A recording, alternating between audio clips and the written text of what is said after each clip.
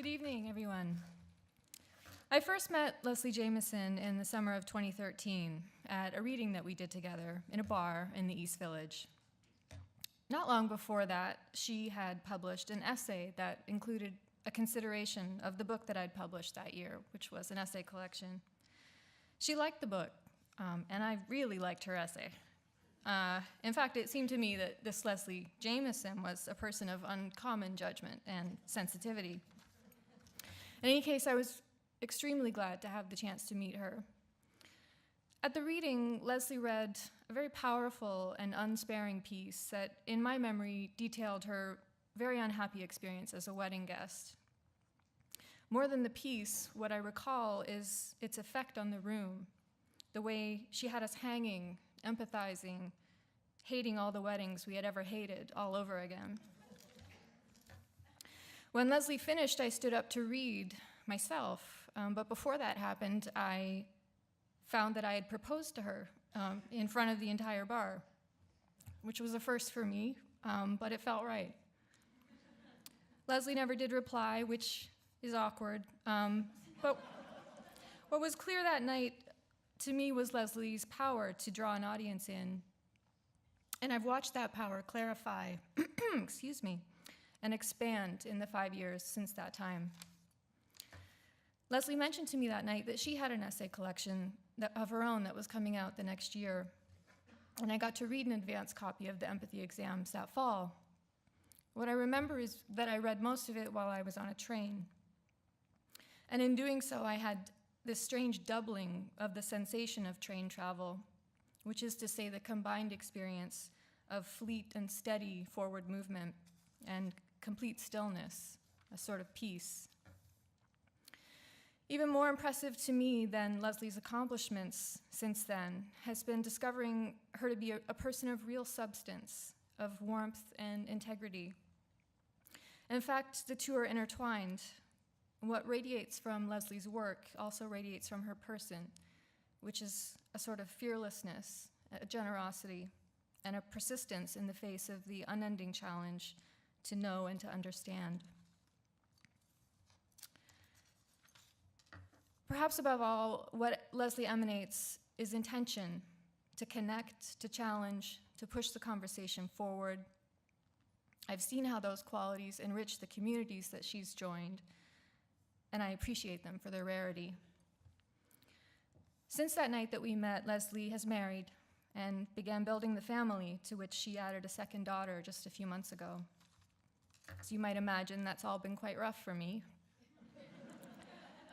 But in surrendering the dream of our marriage, I've tried to embrace the more subtle and less official form of kinship that I've felt for Leslie from the start. I remain proud to know her, to call her a colleague and a friend, and please join me in welcoming her to this stage, Leslie Jamison.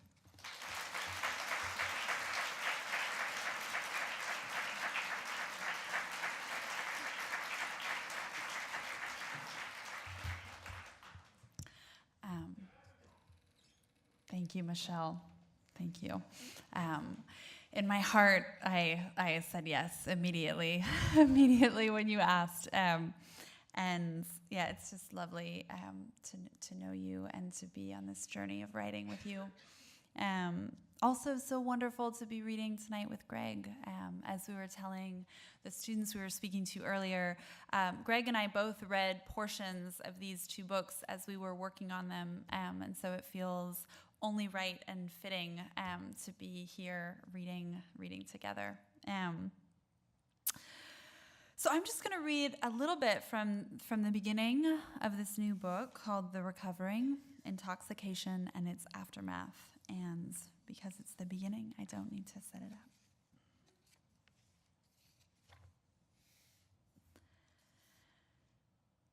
The first time I ever felt it, the buzz, I was almost 13. I didn't vomit or black out or even embarrass myself. I just loved it. I loved the crackle of champagne, its hot pine needles down my throat. We were celebrating my brother's college graduation, and I wore a long muslin dress that made me feel like a child until I felt something else. Initiated, aglow. The whole world stood accused. You never told me it felt this good. The first time I ever drank in secret, I was 15. My mom was out of town. My friends and I spread a blanket across living room hardwood and drank whatever we could find in the fridge. Chardonnay wedged between the orange juice and the mayonnaise. We were giddy from a sense of trespass. The first time I ever got high, I was smoking pot on a stranger's couch, my fingers dripping pool water as I dampened the joint with my grip. A friend of a friend had invited me to a swimming party. My hair smelled like chlorine and my body quivered against my damp bikini. Strange little animals blossomed through my elbows and shoulders where the parts of me bent and connected. I thought, what is this? And how can it keep being this? With a good feeling, it was always more, again, forever. The first time I ever drank with a boy, I let him put his hands under my shirt on the wooden balcony of a lifeguard station. Dark waves shushed the sand below our dangling feet. My first boyfriend, he liked to get high. He liked to get his cat high. We used to make out in his mother's minivan. He came to a family meal at my house fully wired on speed. So talkative, said my grandma, deeply smitten. At Disneyland, he broke open a baggie of withered mushroom caps and started breathing fast and shallow in line for Big Thunder Mountain Railroad, sweating through his shirt, pawing at the orange rocks of the fake frontier. If I had to say where my drinking began, which first time began it, I might say it started with my first blackout, or maybe the first time I sought blackout, the first time I wanted nothing more than to be absent from my own life.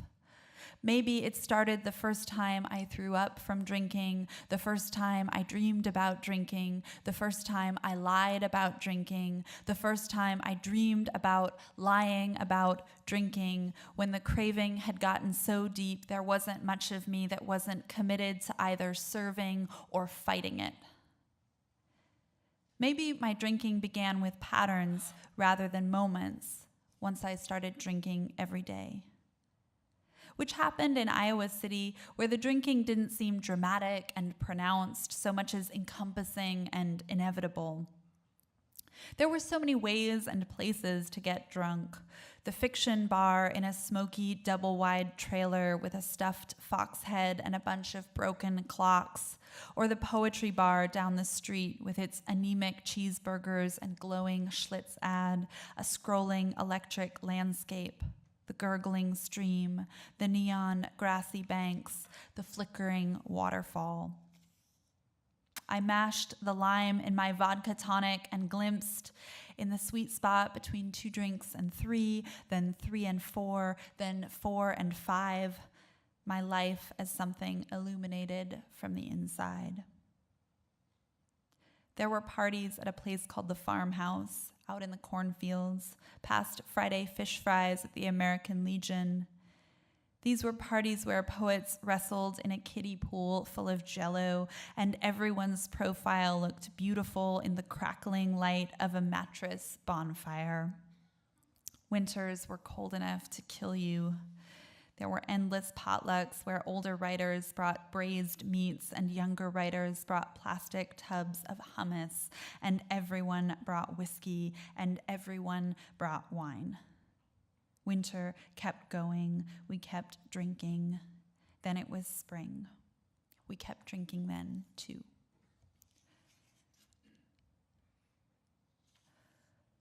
Sitting on a folding chair in a church basement, you always face the question of how to begin.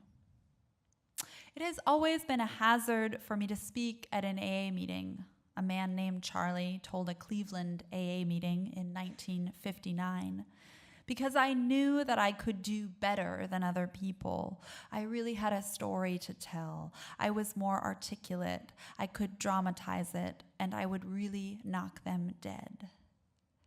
He explained the hazard like this. He'd gotten praised. He'd gotten proud. He'd gotten drunk. Now he was talking to a big crowd about how dangerous it was for him to talk to a big crowd. He was describing the perils of an Alcoholics Anonymous meeting to a meeting of Alcoholics Anonymous. He was being articulate about being articulate. He was dramatizing what the art of dramatizing had done to him. He said, "I think I got tired of being my own hero." 15 years earlier, he'd published a best-selling novel about alcoholism while sober, but he relapsed a few years after it became a bestseller. "I've written a book that's been called The Definitive Portrait of the Alcoholic," he told the group, "and it did me no good." It was only after 5 minutes of talking that Charlie finally thought to begin the way others began. "My name is Charles Jackson," he said, "and I'm an alcoholic." By coming back to the common refrain, he was reminding himself that commonality could be its own saving grace. "My story isn't much different from anyone's," he said. "It's the story of a man who was made a fool of by alcohol over and over and over, year after year after year, until finally the day came when I learned that I could not handle this alone." The first time I ever told the story of my drinking, I sat among other drinkers who no longer drank. Ours was a familiar scene: plastic folding chairs, styrofoam cups of coffee gone lukewarm, phone numbers exchanged. Before the meeting, I had imagined what might happen after it was done. People would compliment my story or the way I'd told it, and I'd demur, "Well, I'm a writer," shrugging, trying not to make too big a deal out of it. I'd have the Charlie Jackson problem, my humility imperiled by my storytelling prowess. I practiced with note cards beforehand, though I didn't use them when I spoke, because I didn't want to make it seem like I'd been practicing. It was after I'd gone through the part about my abortion and how much I'd been drinking pregnant, after the part about the night I don't call, date rape, and the etiquette of reconstructing blackouts, after I'd gone through the talking points of my pain, which seemed like nothing compared to what the other people in that room had lived. It was somewhere in the muddled territory of sobriety, getting to the repetitions of apology or the physical mechanics of prayer, that an old man in a wheelchair sitting in the front row started shouting, "This is boring." We all knew him, this old man. He'd been instrumental in setting up a gay recovery community in our town back in the 70s, and now he was in the care of his much younger partner, a soft-spoken book lover who changed the man's diapers and wheeled him faithfully to meetings where he shouted obscenities. "You dumb cunt," he'd called out once. Another time, he'd held my hand for our closing prayer and said, "Kiss me, wench." He was ill, losing the parts of his mind that filtered and restrained his speech, but he often sounded like our collective id, saying all the things that never got said aloud in meetings. "I don't care. This is tedious. I've heard this before." He was nasty and sour, and he'd also saved a lot of people's lives. Now he was bored. Other people at the meeting shifted uncomfortably in their seats. The woman sitting beside me touched my arm, a way of saying, "Don't stop." So I didn't. I kept going, stuttering, eyes hot, throat swollen, but this man had managed to tap veins of primal insecurity, that my story wasn't good enough, or that I'd failed to tell it right, that I'd somehow failed at my own dysfunction, failed to make it bad or bold or interesting enough, that recovery had flatlined my story past narrative repair. When I decided to write a book about recovery, I worried about all of these possible failures.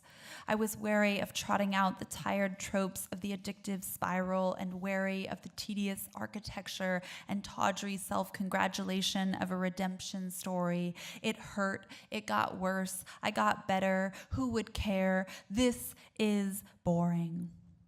When I told people I was writing a book about addiction and recovery, I often saw their eyes glaze. Oh, that book, they seemed to say. I've already read that book. I wanted to tell them that I was writing a book about that glazed look in their eyes, about the way an addiction story can make you think, I've heard that story before you've even heard it.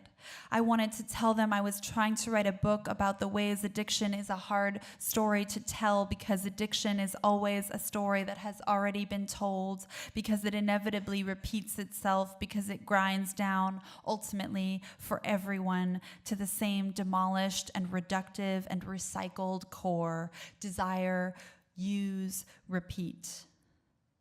In recovery, I found a community that resisted what I'd always been told about stories, that they had to be unique, suggesting instead that a story was most useful when it wasn't unique at all, when it understood itself as something that had been lived before and would be lived again. Our stories were valuable because of this redundancy, not despite it. Originality wasn't the ideal, and beauty wasn't the point. When I decided to write a book about recovery, I didn't want to make it singular. Nothing about recovery had been singular. I needed the first person plural because recovery had been about immersion in the lives of others. Finding the first person plural meant spending time in archives and interviews so I could write a book that might work like a meeting, that would place my story alongside the stories of others. I could not handle this alone. That had already been said. I wanted to say it again. I wanted to write a book that was honest about the grit and bliss and tedium of learning to live in this way, in chorus, without the numbing privacy of getting drunk. I wanted to find an articulation of freedom that didn't need scare quotes or lacquer, that didn't insist on distinction as the only mark of a story worth telling, that wondered why we took that truth to be self-evident or why I'd always taken it that way. If addiction stories run on the fuel of darkness, the hypnotic spiral of an ongoing, deepening crisis, then recovery is often seen as the narrative slack, the dull terrain of wellness, a tedious addendum to the riveting blaze. I wasn't immune. I'd always been enthralled by stories of wreckage. But I wanted to know if stories about getting better could ever be as compelling as stories about falling apart. I needed to believe they could. Thanks.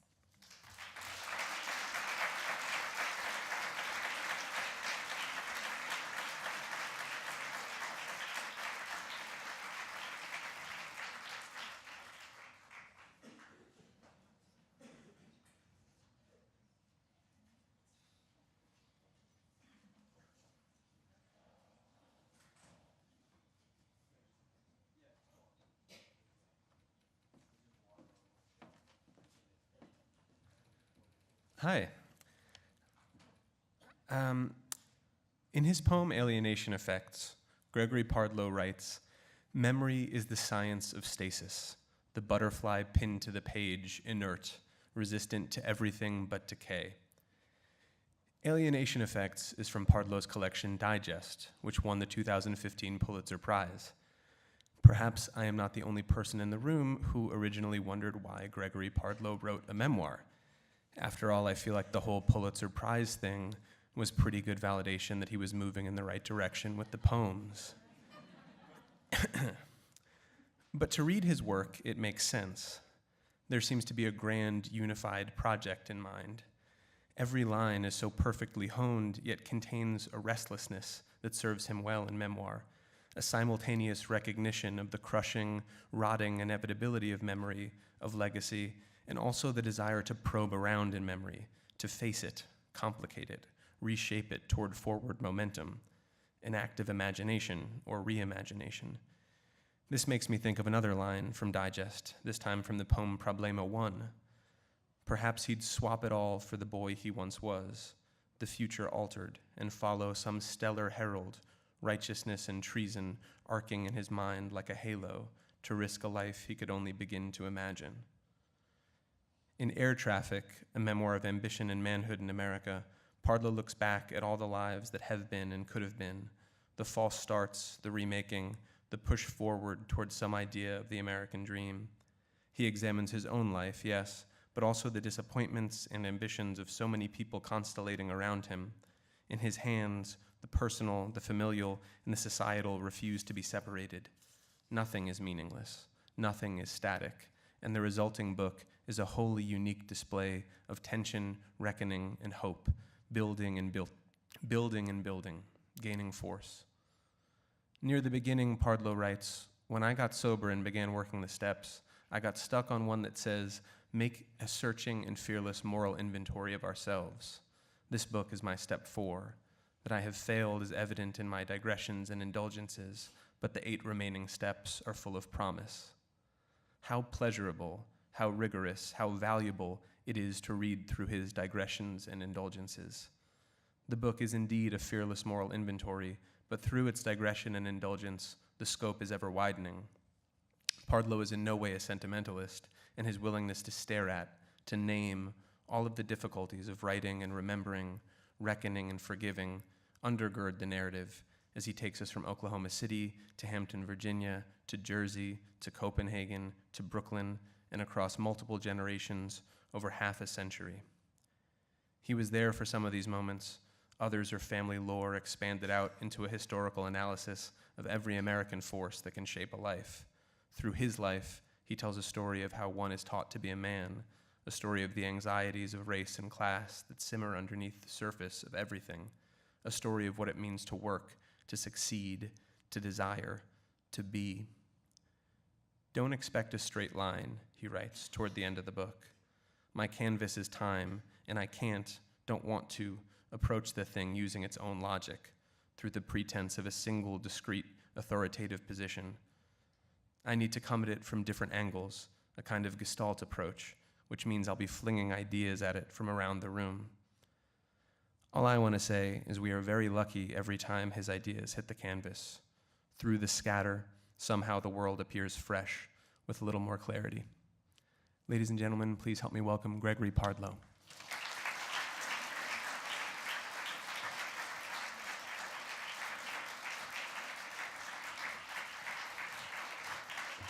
Hi, everyone. I'm so touched.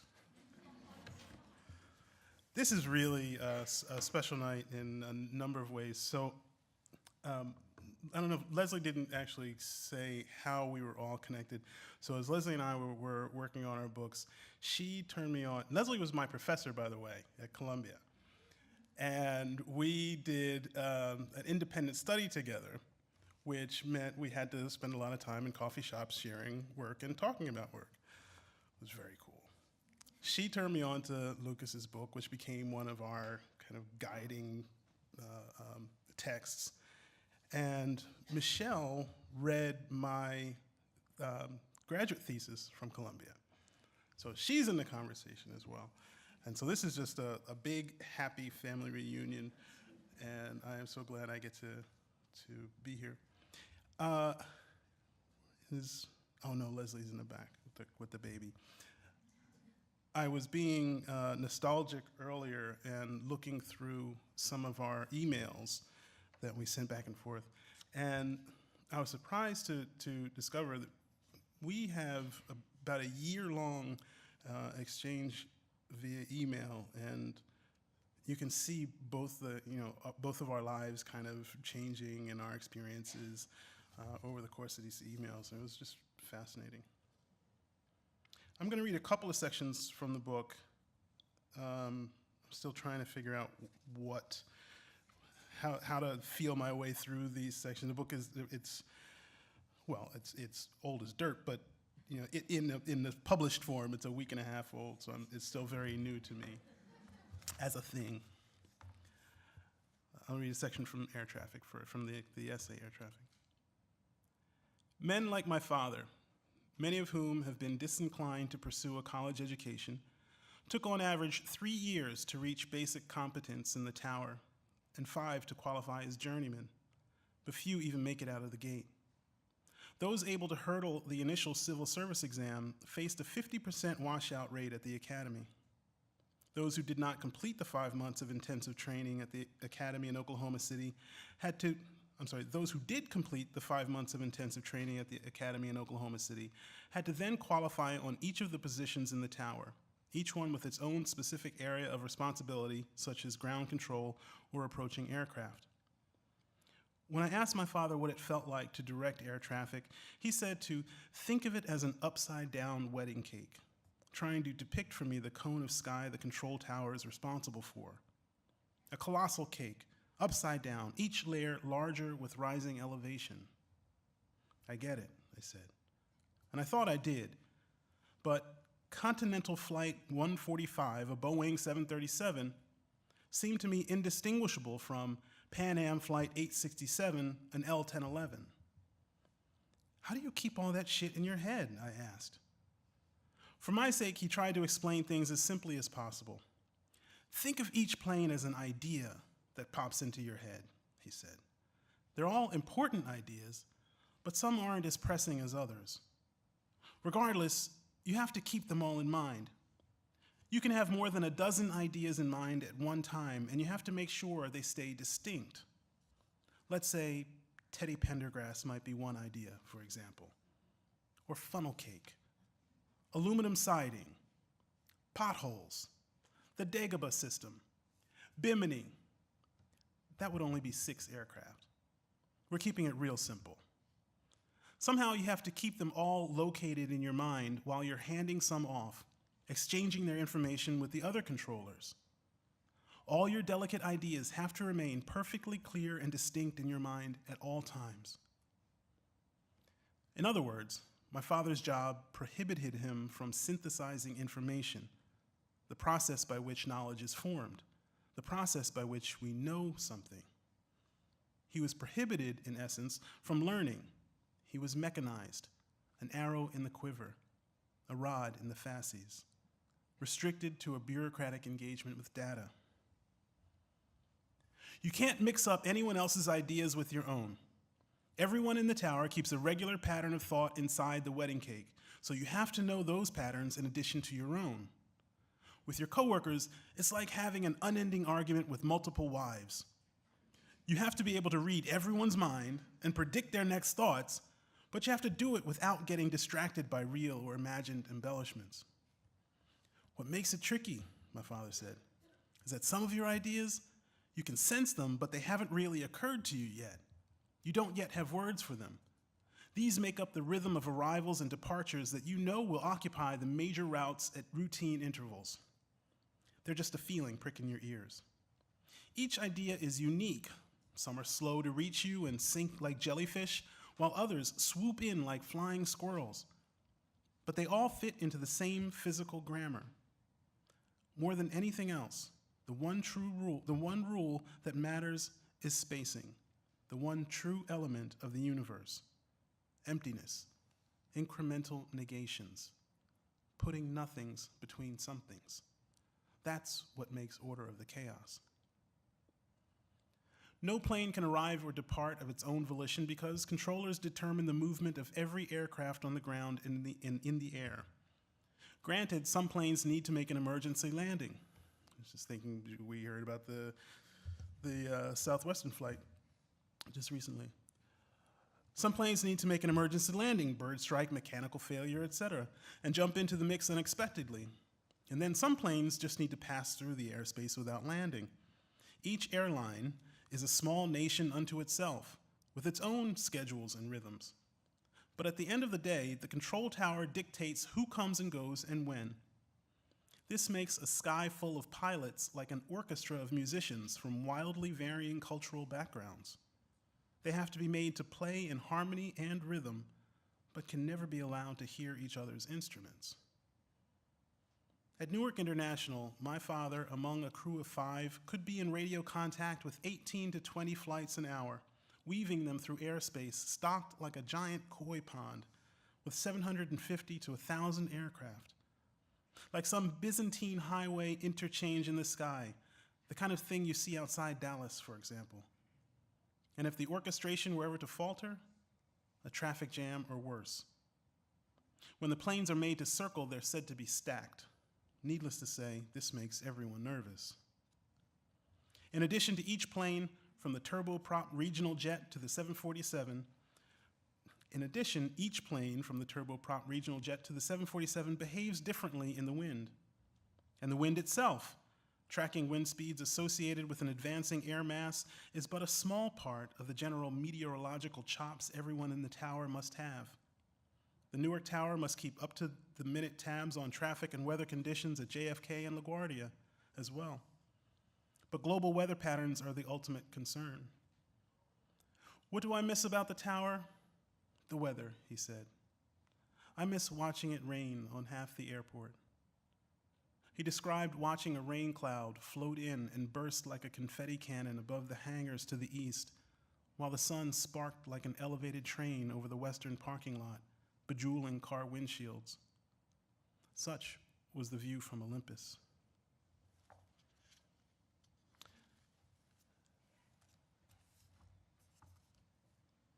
Behind the wheel. No one has offered any suggestions. And the car, my mother-in-law in the back seat between the girls, feels fuller than normal. I've taken charge and made an executive decision. It's Mother's Day. I decided there was no need to prepare this get-along gang for where we're going by informing them of our destination. And yet my wife, Ginger, asks why I'm taking DeKalb when it always clogs up where they put in the new bike lanes. She thinks she knows where I'm going. Because it is a nearly room temperature evening, she thinks I must want to find a sidewalk cafe in Fort Greene where we can sit and be seen and people watch. So she thinks. And okay, she's right, I do. But I don't want her to know she's right, so now I have to think of something else. Would have been faster to keep going down Marcy to Myrtle, Ginger says, facing her window. Fita considers her car seat more of a recliner than an egg cup and uses the shoulders of Ginger's seat in front of her as an ottoman. Sarah, at 7, already affecting a preteen ennui, leans forward on her booster as if it were the perch on a dunk tank. Let's get this over with, her attitude seems to say. Granny sits between them, prim as a governess. I'm driving through Bed-Stuy with its intermittent construction sites dotting the landscape like those first fat little grapes of rain on a windshield. The neighborhood is in transition, we say, as is often said of the dying.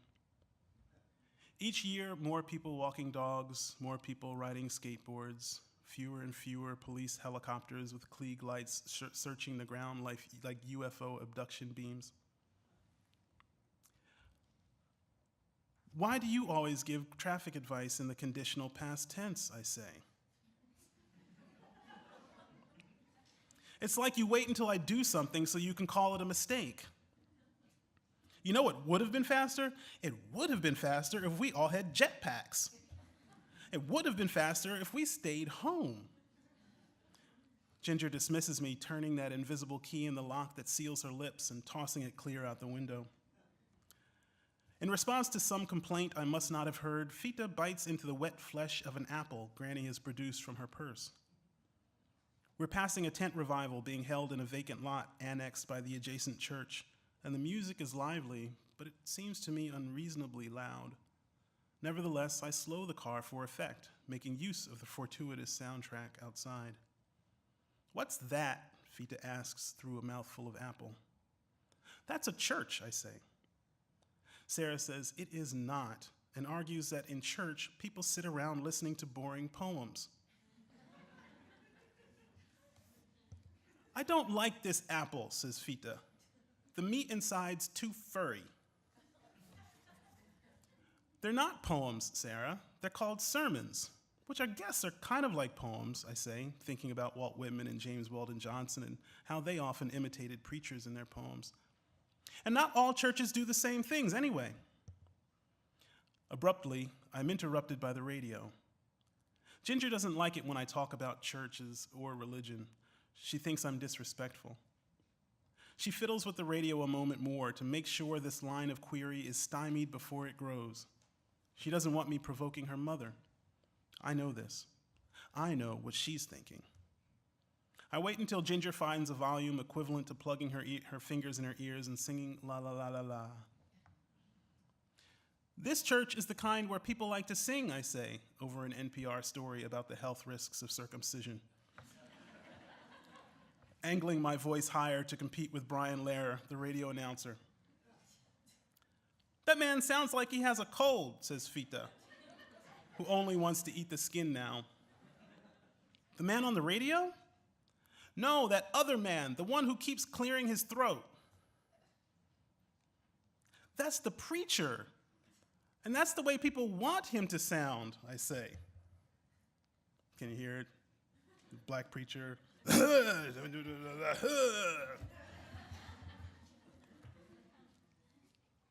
"Why do people go to church?" Sarah asks finally.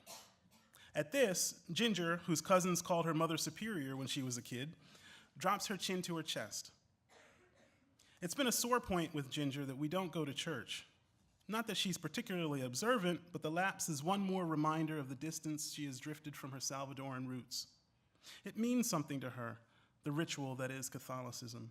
And it troubles her, too, that the average white kid on the Upper East Side being raised by a Latin American nanny may be more familiar with Latino culture than her own two children.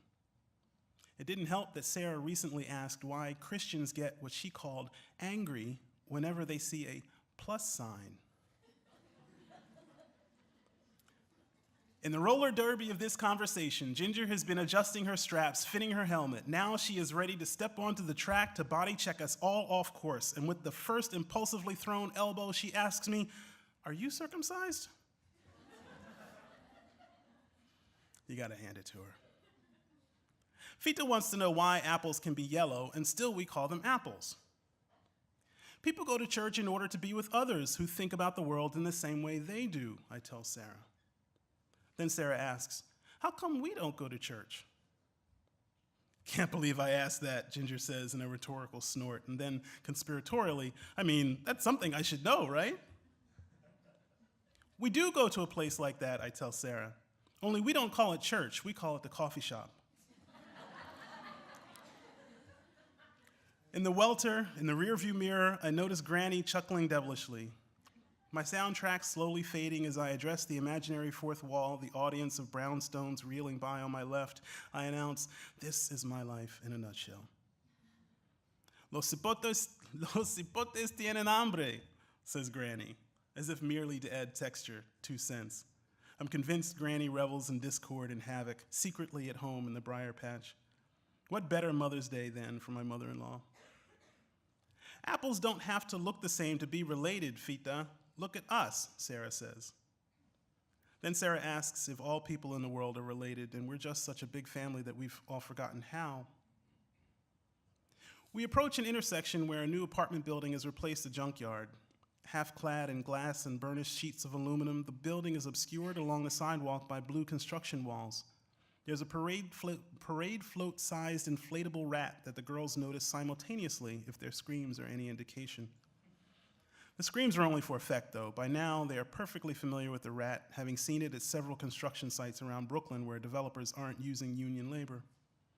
Before I have the chance to explain, the girls conjecture this movable protest is a mascot, some invitation to play, the way it visually rhymes with the bouncy houses people rent for block parties. "What's the difference between a rat and a scab again?" Sarah asks. There is no difference. It's just that no one will get the idea if protesters put up a giant inflatable wound. But for your information, it's somebody who doesn't belong to a union doing a job that should be done by someone who does belong to a union. What's a union again? It's like, I'm struggling on this one, but I'm a good dad. I try to give the answers. It's like the people who belong to a church. Ginger cuts her eyes at me. Bad idea. Better idea. Or a classroom, like your class. And it's like if it's your turn to draw the week's nature scene for the room's bulletin board, and Mrs. Kelly decides at the last minute she wants someone else to do it because this other person, I don't know, does it faster or uses fewer crayons or something, that person should say, I'm sorry, Mrs. Kelly, but it's Sarah's turn to draw a picture for the class.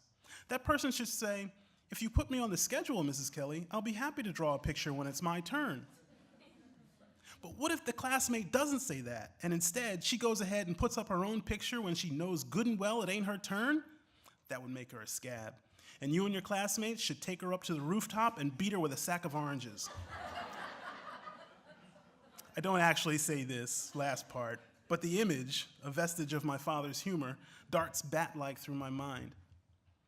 A scab is someone who does her own thing instead of sticking together with everyone else, I say finally. An ellipsis hangs in the air, though it's not yet clear whether the silence is a point well conveyed or its opposite. But isn't that what we're supposed to do? Sarah asks. Thanks.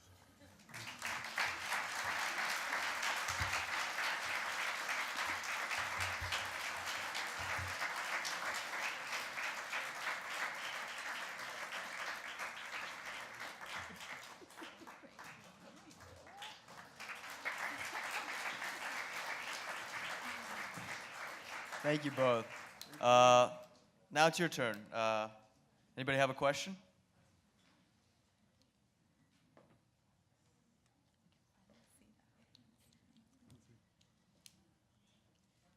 You want us to talk about our kids, right? There you go, in the back. I'm just curious to know what your daily writing schedule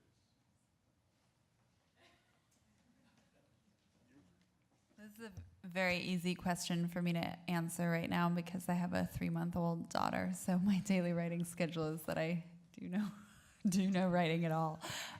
But in other times, I will say in a slightly broader way around that, and I would be curious to hear you speak to this as well. I think that becoming a parent, both to my stepdaughter and now to this new daughter, has made me much less precious about the conditions necessary for writing. Not that I ever was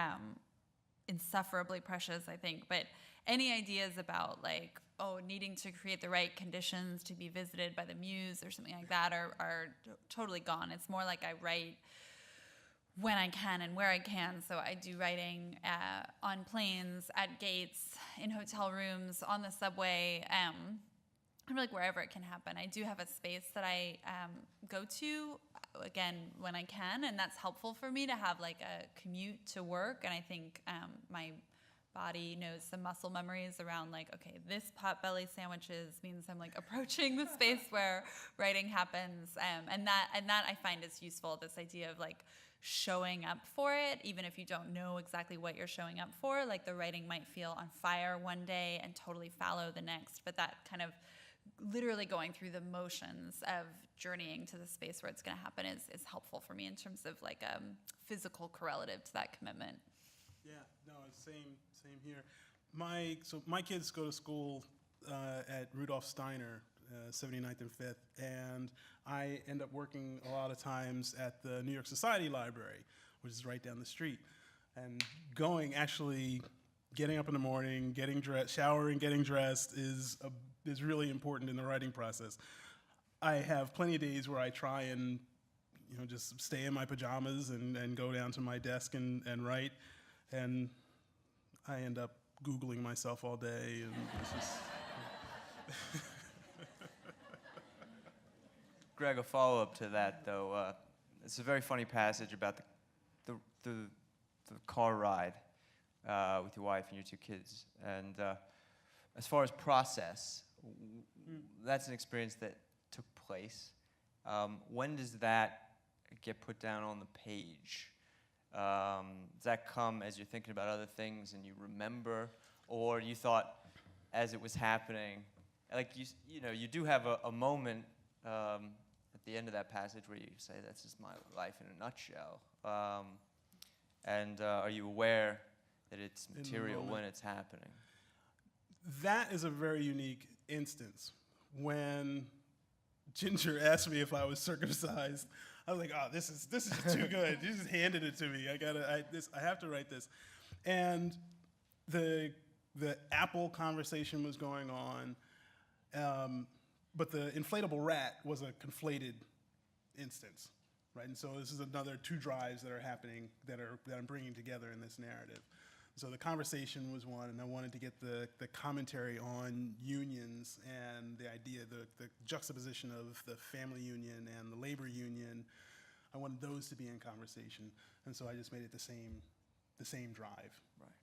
Well, I mean, one more related for both of you, and then I hope it'll encourage the audience to get curious.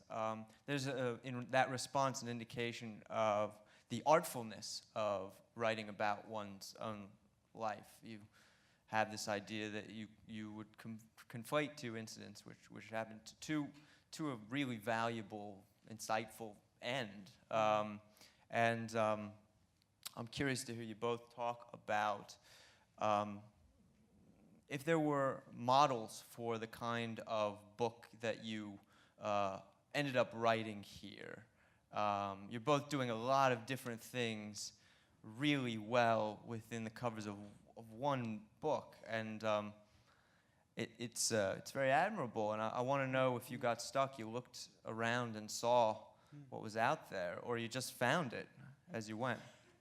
So I went to see Leslie's talk, reading at BAM last week, was it, or a week before, with Mitchell Jackson. And someone in the audience said, asked the question, said, there's something that you're doing formally that seems to be, part of this zeitgeist, and and what he called it he called it the dope form. He said, my friends and I call it the dope form. And it's narrative, it's analytical, it's scholarly, it's bringing all of these threads together, all these formal threads together, in addition to, ideological threads.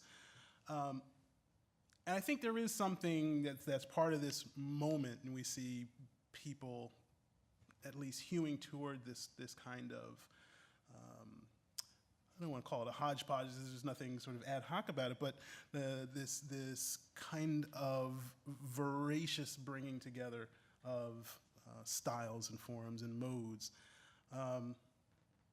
So that was definitely a part of my ambition, was to see what I could do with that ethos. Yeah, well, I think there's a connection that I'm just thinking through right now between the dope form and actually the second piece that you just read. Part of what I love about that piece is that you capture what family life feels like, what I think life feels like, which is this strange way that things are happening at once. So the conversation about the apple, the conversation about circumcision, the conversation about whether sermons or poems or vice versa, like that life is always operating in that way, that multiple things are going on, multiple feelings are going on, multiple levels of kind of high, low, serious, and not. And I think that called them radio stations in one of our right. It's so fun to be on multiple radio stations, and I can only imagine what you found in our year of emails, but presumably multiple radio stations at play.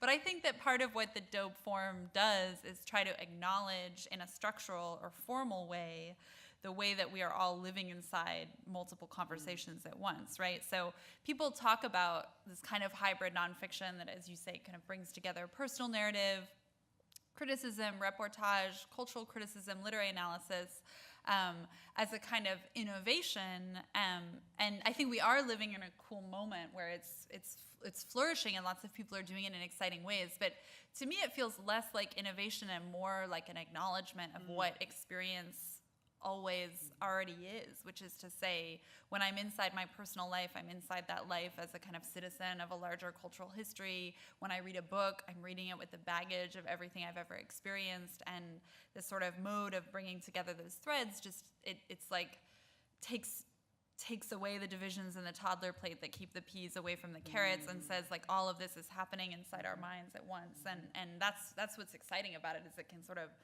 honor what thinking feels like in that way. It also seems like a kind of response to the Charles Jackson quote. He was tired of being the hero of his own story. All right, let's try and get the audience to ask a question or two before we go sign books. They're not going to sign your books unless you ask questions. Yes. Speak up, please. I'm curious about with your book. Is there a part you feel like when you're writing you are most scared to approach? Did everybody hear it? Is there a part? Well, why don't you repeat it?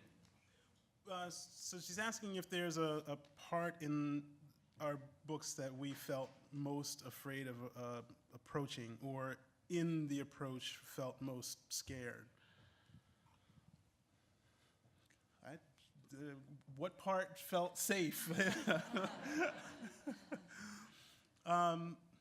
Yeah, I think we were kind of talking about this earlier. If there was a point at which I felt safe, then I felt like I was slacking. There was something I wasn't. The fear is part of the traction of the book. The discomfort was part of the traction of the book, and I want to, if I'm not in the moment writing in a place of fear, confusion, disorientation, I want to at least be pointed toward some, or oriented towards some kind of discomfort. As soon as I feel comfortable, I feel like I'm not in the process as much.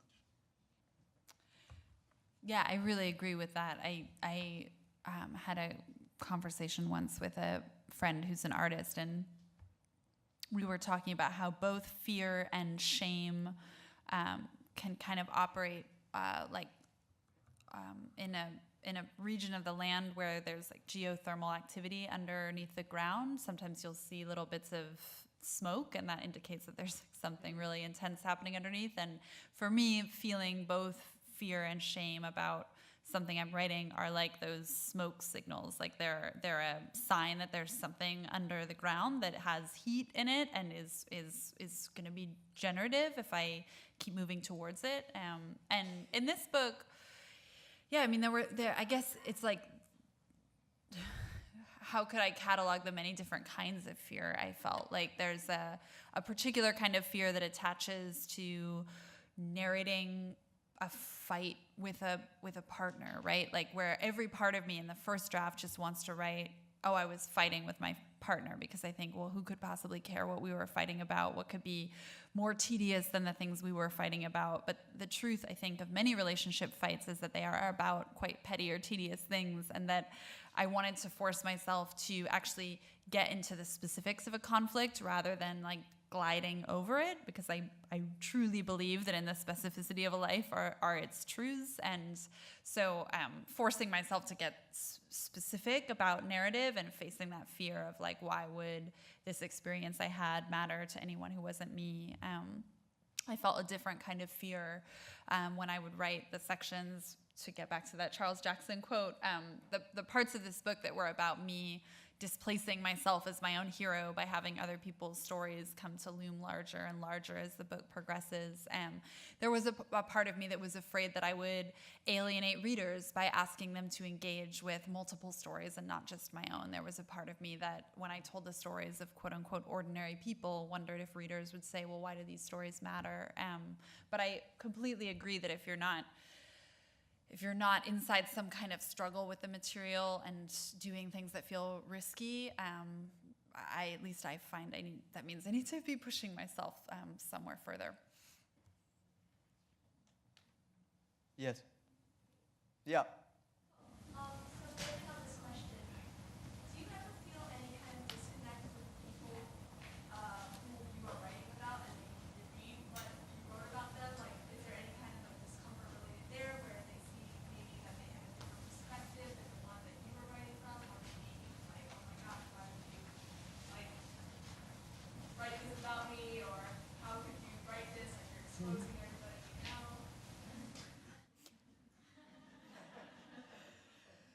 I mean, we were actually talking about this a little bit in our conversation earlier.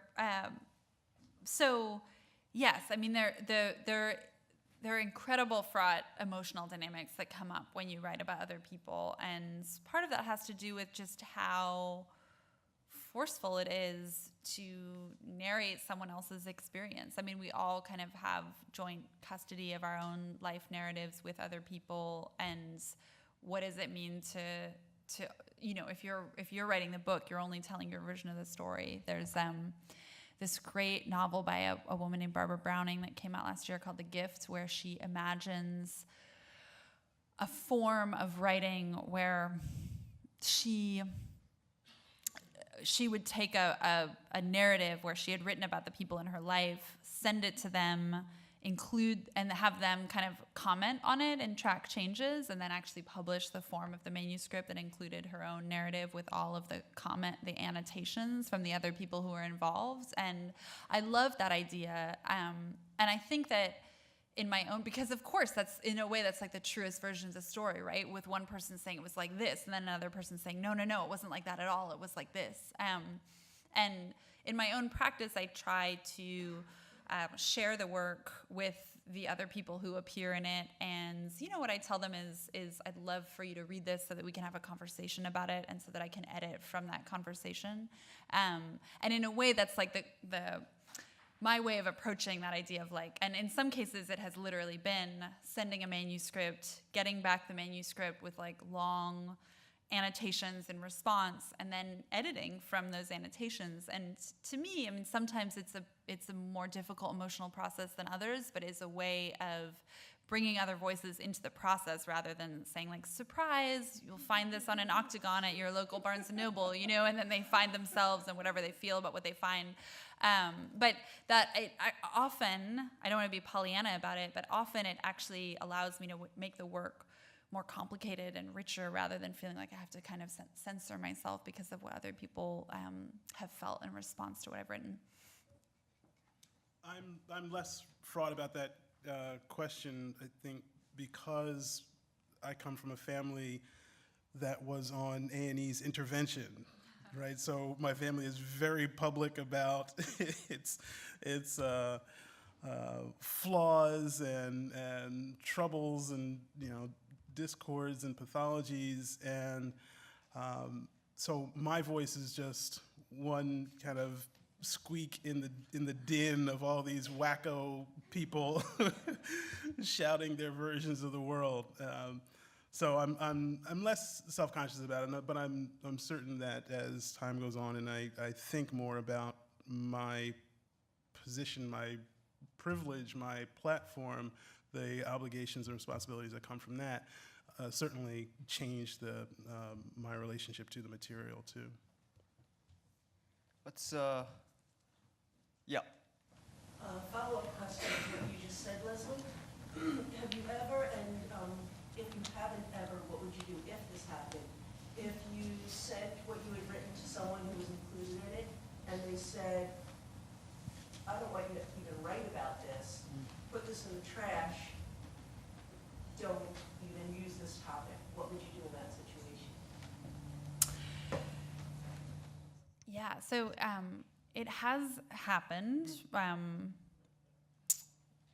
more than once, and my responses were different. It depended on the nature of my relationship with the person.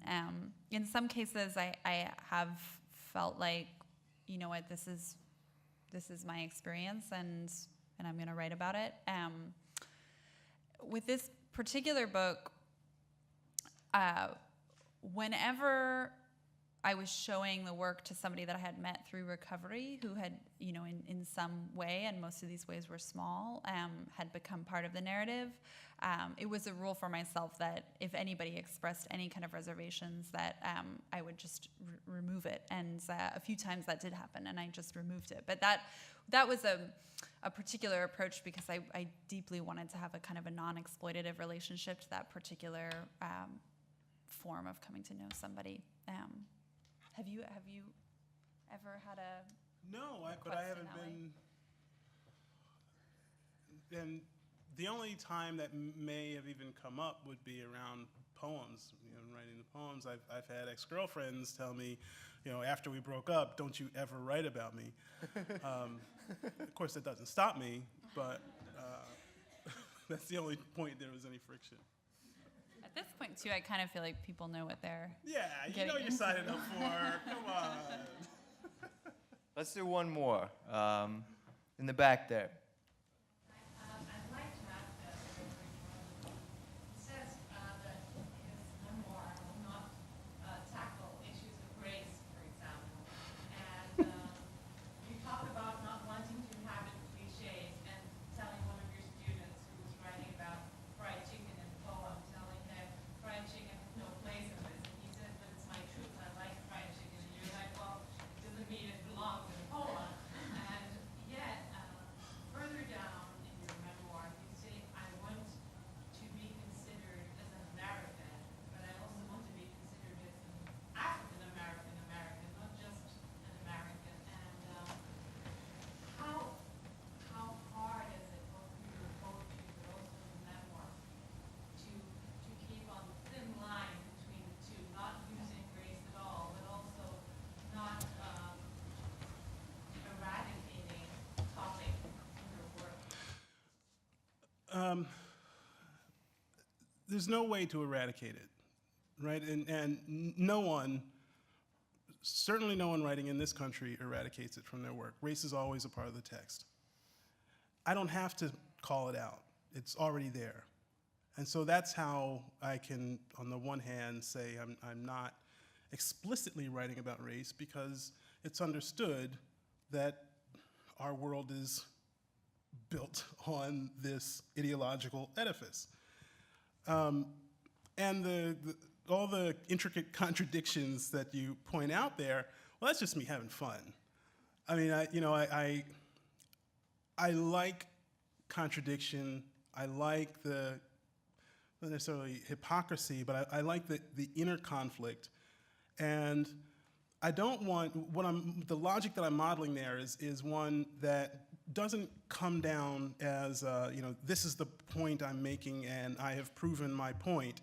It is a circular logic that I'm playing with throughout the entire book, and that is I'm working with this idea, I'm thinking about this idea. Sometimes it flips, the valences flip, and so be it.